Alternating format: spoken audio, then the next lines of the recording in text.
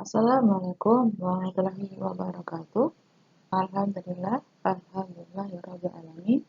Wassalatu wassalamu ala mursalin wa ala alihi wa ashabihi ajmain amma ba'du.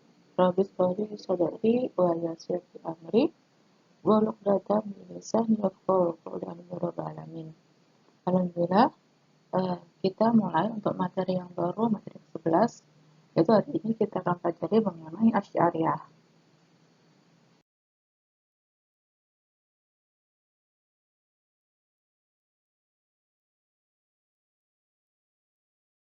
Baik, kita mulai dengan pendiri aliran Asy'ariyah.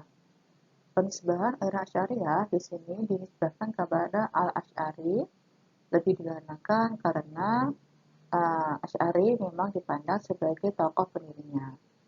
Abu Hasan Al-Asy'ari mempunyai nama lengkap Abu Al-Hasan bin Ismail bin Ishaq bin Salim bin Ismail bin Abdullah bin Musa bin Bilal bin Abi Bardah bin Abi Musa Abdullah bin Qais Al-Asy'ari. Ia lahir di Basrah tahun 60 Hijriah, berasal dari lingkungan keluarga penganut Ahlus Sunnah ya.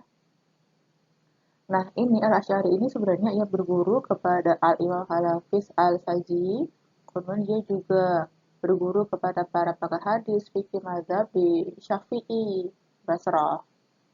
Jadi dia mazhab Syafi'i ya.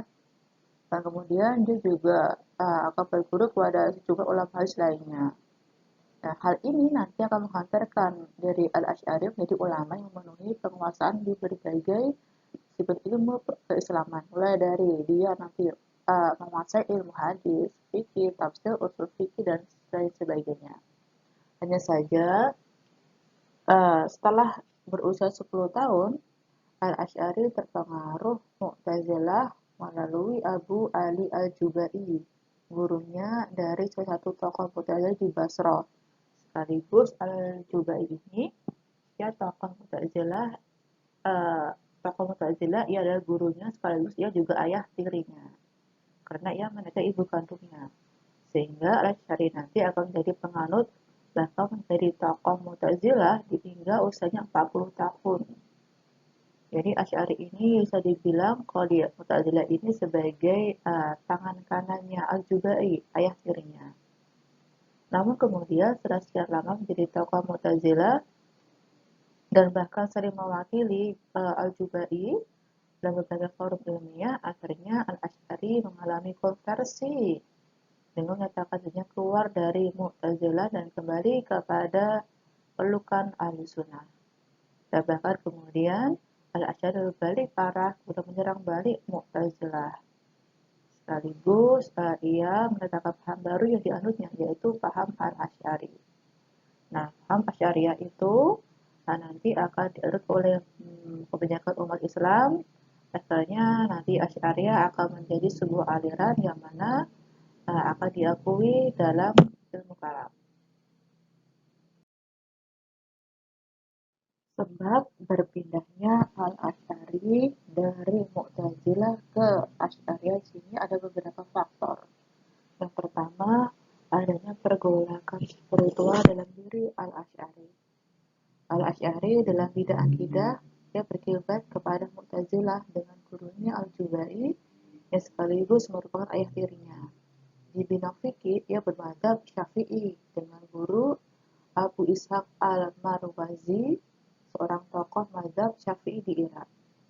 Dari kedua sisi kehidupan intelektualnya ini, Al-Asy'ari melihat adanya dua kubu yang memilah-milah umat dengan kekuatannya masing-masing, yaitu kubu ulama kalam mutakalimin dengan kekuatan metode rasionalnya, dan kubu ulama fikih dan hadis dengan kekuatan metode tekstualnya. Masing-masing kekuatan kedua kubu tersebut oleh Al-Asy'ari telah diketahui dan bahkan dia pun telah menguasainya, telah memilikinya sejak lama. Karena itulah kemudian timbul keinginan darinya untuk melakukan penyatuan kedua kekuatan itu dalam suatu aliran, sehingga para ulama kedua kubu itu dapat diintegrasikan pula. Yang kedua, Al-Asy'ari bermimpi bertemu dengan Rasulullah SAW. Dalam mimpi Abu Hasan al-Asy'ari, Rasulullah memberitahu kepadanya bahwa mazhab ahli hadis Ahlussunnah yang benar itu bukan Mu'tazilah yang selama ini dia ikuti. Diceritakan dalam mimpi al-Asy'ari itu bahwasanya Rasulullah SAW bersabda, Ali al-Asy'ari, aku Rasulullah tidak memerintahkan kamu meninggalkan ilmu kalam, namun aku hanya menyuruh kamu menolong atau membela mazhab-mazhab yang telah disampaikan dariku. Al-mazahib al-marwiyah, karena itulah yang benar. Yang ketiga, uh, terjadinya perdebatan antara Al-Asy'ari dengan gurunya Al-Jubairi. Di dalam sebuah riwayat yang lain dikatakan bahwa Al-Asy'ari dengan gurunya Al-Jubairi berdebat mengenai persoalan kedudukan orang mukmin, kafir, dan anak kecil di akhirat.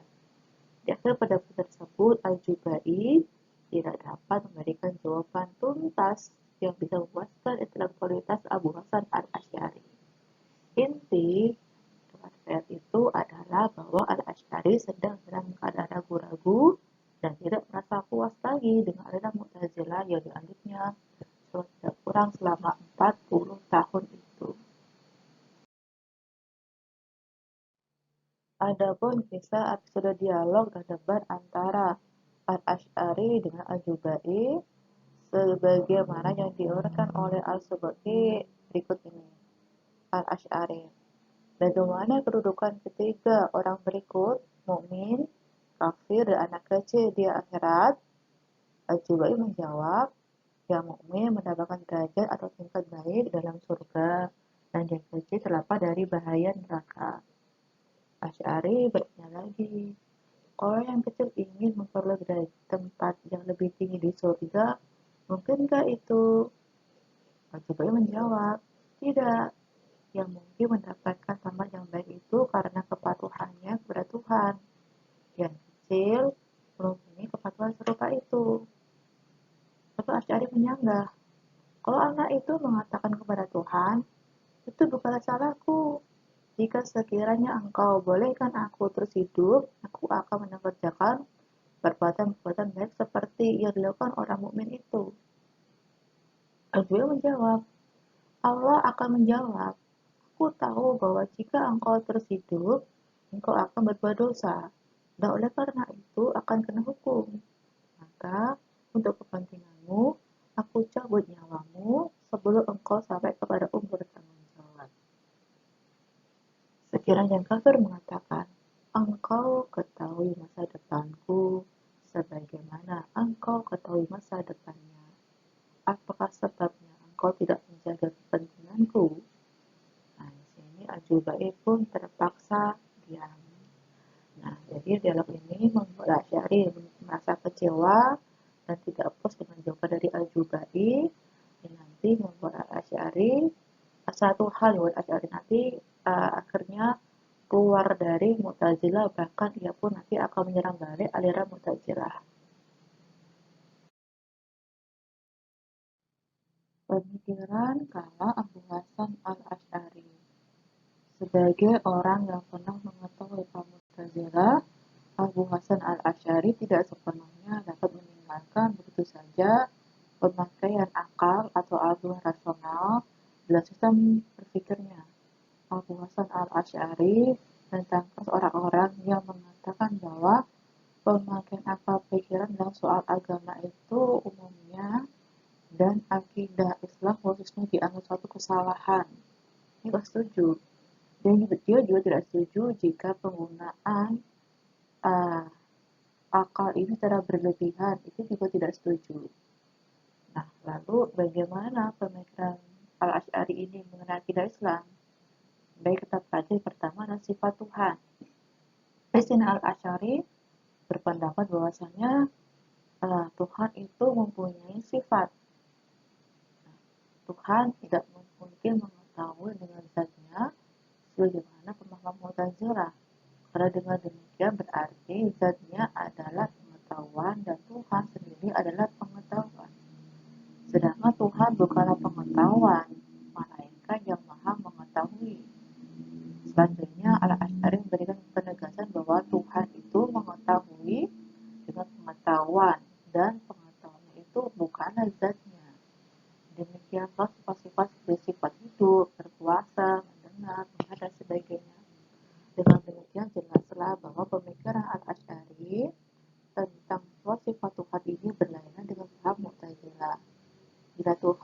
sifat, persoalan yang muncul adalah apakah suatu Tuhan itu kekal sehingga menimbulkan paham banyak yang kekal sebagaimana yang telah dikhawatirkan oleh Mu'tazilah. Berkaitan ini Al-Asy'ari mengatasinya dengan mengatakan bahwasanya sifat-sifat itu bukanlah zat Tuhan, tetapi tidak ada pula lain dari zat Tuhan. Atau dengan kata lain, sifat-sifat Allah itu bukan zatnya, tetapi sifat tersebut berada pada zatnya. Nah, dan oleh karena itu, sifat Tuhan itu tidak lain dari zatnya atau ada pada zatnya. Maka ada sifat-sifat tersebut menurut pandangan Al-Asy'ari sama sekali tidak pernah membawa kepada paham banyak yang dekat. Oke, dari sini maka kita bisa tarik kesimpulan bahwasanya sifat Tuhan menurut Asy'ari di sini pertama bahwasanya menurut Asy'ari Tuhan itu mempunyai sifat dan sifat Tuhan itu uh, tidak terletak pada zatnya, tetapi sifat Tuhan berada pada zatnya. Oke, tuh. Ajaran Al-Asy'ari yang kedua yaitu mengenai kekuasaan Tuhan dan perbuatan manusia. Tentang kekuasaan Tuhan, Al-Asy'ari berpendapat bahwa Tuhan mempunyai kekuasaan yang bersifat mutlak dan kemutlakan tentu saja kekuasaannya sama sekali tidak tunduk dan terikat kepada siapapun dan apapun. Tuhan dapat berkehendak menurut apa yang dikehendakinya. Hal ini sesuai dengan surat Al-Buruj ayat 16. Dengan kekuasaan mutlak di atas, Al-Asy'ari menolak paham keadilan Tuhan yang dibawa oleh Mu'tazilah.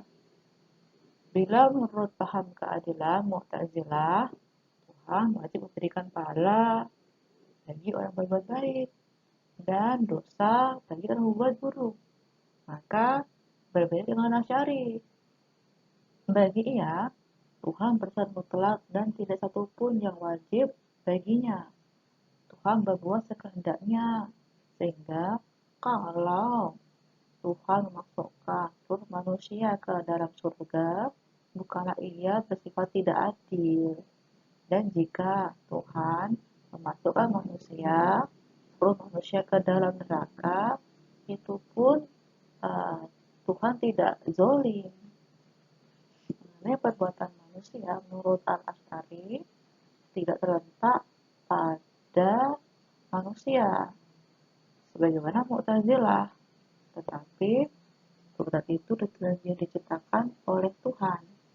Dalam hal ini, Asy'ari mengemukakan alasan bahwa kufur adalah buruk, merusak dan batil, sedangkan beriman itu adalah bersifat baik, tapi berat dan sulit. Sebenarnya orang kafir ingin dan berusaha agar perbuatan kafir itu baik dan benar, tetapi hal ini tidak dapat terwujudkan.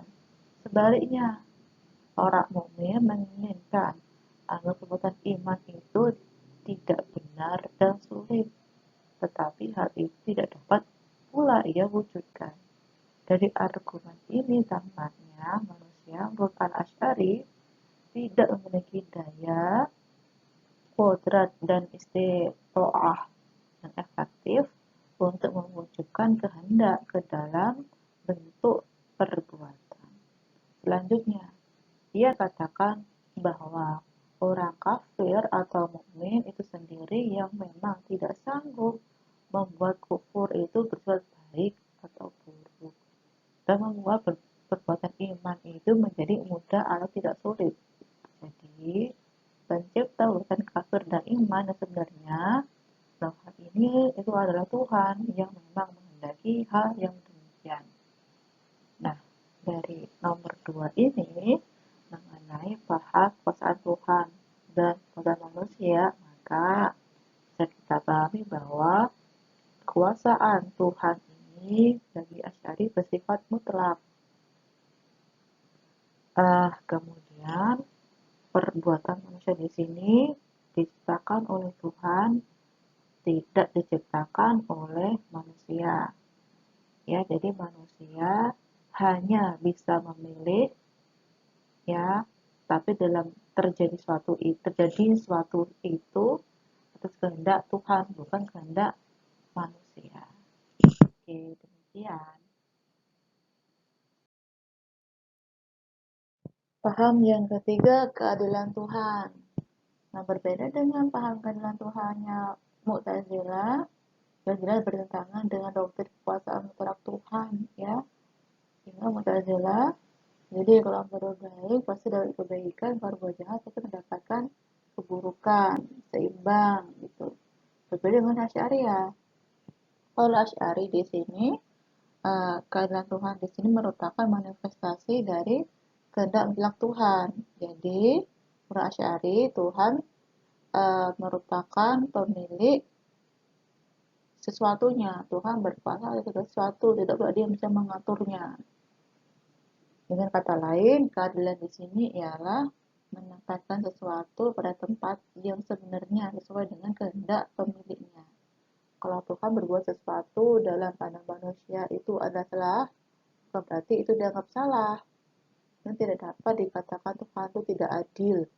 Karena Tuhan berbuat sesuatu apa saja yang ia kehendaki. Nah, ini maksudnya apa? Di sini ialah bahwa kalau di Mu'tazilah ini orang berbuat baik pasti mendapatkan baik gitu. Kalau berbuat jahat pasti mendapatkan kejahatan pula. Contohnya apa? Kalau kita ngasih sedekah 1.000 pasti akan nanti dapat 1.000 juga gitu. Ini gambaran Mu'tazilah, dia harus setara adil gitu. Sama juga. Jadi kalau kita mencubit teman satu kali, pasti mereka dicubit orang lain satu kali juga. Jadi impas adilnya Mu'tazilah. Berbeda dengan Asy'ariyah. Kalau Asy'ariyah gimana? Kalau Asy'ariyah uh, kalau kita sedekah, terkadang kita nggak dapat sedekah balik kan. Mungkin malah diuji Allah, tuh, kecurian atau apa segala macam kan nggak pas nih Mu'tazilah. Itu berarti Allah tuh salah, Allah tuh nggak adil, nggak seperti itu. Allah tetap adil. Nah, ini merupakan kehendak Tuhan. Mengapa? Karena mungkin ketika seorang itu sudah sedekah kok ya masih kecurian. Nah, mungkin satu, Allah nanti akan menaikkan derajat orang yang kecurian itu. Yang kedua, Allah akan menggantikan berlipat-lipat ganda atau ia sabar. Yang ketiga, nah Allah akan menggantikan luar biasa nanti di akhirat. Tuh, jadi nggak harus di muka di depan kayak Mu'tazilah enggak. Yang keempat, itu melihat Tuhan di akhirat. Menurut Asy'ari ya, Tuhan dapat dilihat oleh manusia di akhirat kelak dengan mata telanjang. Nah, ini sesuai dengan surat Al-Qiyamah ayat 32 dan 33. Selain itu, Asy'ariyah juga menguatkan pandangan ini dengan logikanya bahwasanya menurut menurut Asy'ariyah, sifat-sifat yang tidak dapat diberikan kepada Tuhan hanyalah sifat-sifat yang membawa kepada arti Tuhan itu diciptakan. Sedangkan sifat Tuhan dapat dilihat tidak membawa kepada hal yang demikian, karena pada ia yang dilihat tidak mesti mengandung arti bahwa ia mesti uh, bersifat diciptakan. Sehubungan dengan pandangan ini, Asy'ari mengartikan An'am surat An'am ayat 103 dengan mengatakan bahwa ayat ini menjelaskan pada orang kafir sebagai satu siksaan, yakni orang kafirlah yang di akhirat nanti tidak dapat melihat Tuhan. Oke, jadi pada paham keempat ini, jalan keempat bahwasanya manusia nanti dapat melihat Tuhan di akhirat kelak didasarkan kuasa Al-Qiyamah ayat 32 sampai 33. Aliran kelima yaitu antropomorfisme atau tajasum. Berlainan dengan Mu'tazilah ya, yang mana Mu'tazilah di sini menolak antropomorfisme sifat Tuhan. Dan kalau Asy'ari di sini justru mengakui bahwa Tuhan itu mempunyai wajah, tangan, mata, dan semisalnya. Karena hal ini akan disandarkan sesuai ya dengan surat Al-Rahman ayat 37, Al-Maidah ayat 67, dan Al-Qamar ayat 41. Nah, ini yang penting ada tentang bagaimana bentuk dan ukuran tangan, wajah, dan mata Allah itu. Dalam ini Asy'ari hanya mengatakan bila kaifa atau la yukayaf wala yuhad. Tidak ditentukan bagaimana bentuk dan ukurannya. Bagi Asy'ari, masalah ini tampaknya dipandang sebagai persoalan yang berada di luar batas kemampuan akal manusia. Seiring dengan model berpikir sintesa atau jalan tengah, Al-Asy'ari tidak menolak sepenuhnya atas kemungkinan takwil terhadap ayat mutasyabihat. Dan penggunaan logika dalam berpikir rasional tidak praktis, Al-Asy'ari tidaklah menggunakannya sebagai kerangka kebenaran itu ansik, melainkan sebagai alat untuk membuat kejelasan dan itu pun dalam ukuran yang sekunder. Sebab bagi Al-Asy'ari, sebagai seorang pendukung alur al-hadis yang primer adalah teks itu sendiri, baik yang dari Al-Quran maupun yang dari Sunnah, turut harfiah atau literernya. Dan kalaupun Al-Asy'ari melakukan takwil terhadap ayat mutasyabihat, dia lakukan hal itu hanya secara sekunder, yakni dalam keadaan tidak bisa lagi dilakukan pemaknaan secara harfiah. Hasilnya ialah suatu jalan tengah antara metode tekstual harfiah kaum Hambali dan metode rasional takwil kaum Mu'tazilah. Oke, jadi dari paham kelima ini antropomorfisme, di sini Al-Asy'ari berbeda dengan Mu'tazilah. Kalau Mu'tazilah menafikan antropomorfisme, sedangkan kalau Asy'ari mengakui bahwa Tuhan itu mempunyai mata, tangan, segala macamnya, tetapi bagaimana mata Allah? Bagaimana telinga Allah? Dan di sini Allahu a'lam bishawab. Ya, bila kaifa. Karena hal ini di luar batas kemampuan akal manusia. Itu ya, itu pandangan antropomorfismenya Asy'ari. Untuk yang keenam yaitu Al-Qur'an atau kalamullah. Nah, Asy'ari di sini berbeda dengan Mu'tazilah. Jika Mu'tazilah di sini menganggap bahwasanya Quran itu adalah makhluk ya. Sedangkan kalau Asy'ari mengatakan bahwasanya Al-Qur'an itu bukan makhluk. Bila Quran diciptakan, kata Al-Asy'ari berarti ia butuh kepada kata kun. Jadilah kun fayakun. Jadi maka jadilah ia. Karena untuk menciptakan itu diperlukan adanya kata kun sesuai dengan firman Allah. Innama qauluna li syai'in idza aradnahu an naqula lahu kun fayakun. Sedangkan untuk penciptaan kata kun tentu perlu pula kata kun yang lain dan begitu seterusnya sehingga terjadi rentetan kata-kata kun yang tidak berkesudahan. Hal yang demikian ini menurut pandangan Asy'ari adalah tidak mungkin. Oleh karena itu, Asy'ari berpandangan bahwa Quran itu tidak diciptakan.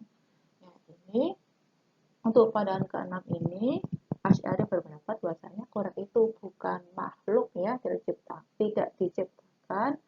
Berbeda dengan Mu'tazilah. Kalau Mu'tazilah pandangannya Quran itu makhluk atau Quran itu diciptakan. Untuk paham yang ketujuh yaitu pelaku dosa besar dan rusak iman. Bagi Al-Asy'ari, orang yang berdosa besar adalah tetap mukmin karena imannya masih ada. Tetapi karena dosa besar dilakukannya, ia menjadi fasik. Alasannya adalah sekiranya orang berdosa besar bukan mukmin dan bukan pula kafir, posisi tengah antara atau menempati antara keduanya, maka di dalam dirinya tidak didapati kufur atau iman. Dengan demikian, ia bukan ateis dan bukan pula teis bertuhan. Dan hal demikian tidak mungkin. Oleh karena itu, Asy'ari menolak konsep Al-Mazilah bin Al-Mazilatanya Mu'tazilah. Karena tidak mungkin orang yang berbuat dosa besar itu tidak mukmin dan tidak pula kafir. Sejalan dengan pemikiran tadi, Al-Asy'ari tidak memandang amal perbuatan sebagai unsur esensial dari iman. Perbuatan tidaklah terpengaruhi langsung terhadap iman. Dalam arti, tidak dapat menghilangkan iman seseorang meski yang dilakukannya itu adalah dosa besar. Hanya saja, akibat dosa besar yang dilakukannya, ia menjadi fasik. Dengan demikian, batasan iman menurut Al-Asy'ari adalah tasdik bi Allah. Oke, jadi pelaku dosa besar dalam pandangan Asy'ari di sini, ia tidak dihukumi kafir dan juga mukmin, tidak. Tetapi ia masuk ke dalam kategori fasik. Nah, yang kedelapan, pengiriman utusan Allah dan Rasul. Berangkat dari pengakuan pasal mutlak Tuhan, Asy'ari memandang bahwa Tuhan tidak memiliki kewajiban mengutus Rasul, meski pengutusannya itu memiliki arti penting bagi kemaslahatan umat manusia. Semuanya itu dilakukan oleh Tuhan lebih berdasarkan kepada kehendak mutlaknya. Nah, di sini jadi kalau di Mu'tazilah ya, Tuhan di sini wajib mengirimkan Rasul, wajib mengirimkan Nabi. Karena kalau nggak ada Nabi, nggak ada Rasul, manusia nanti nggak mungkin bisa menyembah Allah. Itu konsepnya nggak jelas. Berbeda dengan Asy'ariyah. Kalau Asy'ariyah, Tuhan tidak memiliki kewajiban untuk mengirimkan Rasulnya. Karena dikirimkan atau tidak diutuskan Rasul ini merupakan kehendak mutlak Tuhan itu sendiri. Nah, dapat kita lihat pada era sekarang ini yang mana kita Rasul kita sudah lama sekali ya. Beliau sudah syahid sejak dari beberapa abad lamanya. Tapi tapi zaman sekarang ini banyak sekali cobaan ya, banyak sekali fitnah.